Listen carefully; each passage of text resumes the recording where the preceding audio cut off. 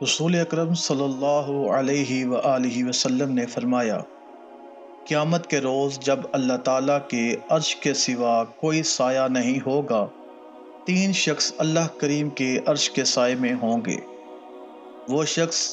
جو میرے کسی امتی کی پریشانی دور کرے، میری سنت کو زندہ کرنے والا، مجھ پر کثرت سے درود پاک پڑھنے والا۔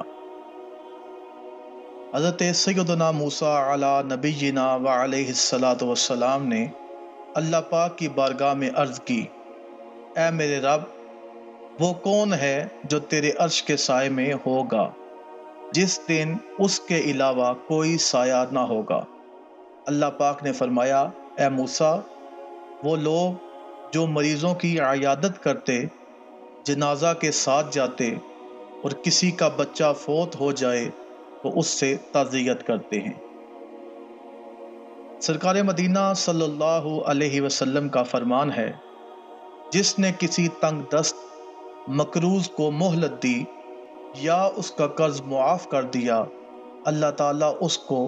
اپنے عرش کے سائے میں جگہ عطا فرمائے گا اس دن جب عرش کے سائے کے علاوہ کوئی سایہ نہ ہوگا۔ حضور نبی کریم صلی اللہ علیہ وسلم نے فرمایا، بے شک قیامت کے دن سب سے پہلے عرش کا سایہ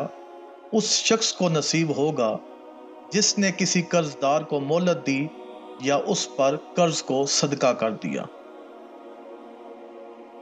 فرمان مصطفیٰ صلی اللہ علیہ وآلہ وسلم ہے، جس نے بھوکے کو کھانا کھلایا،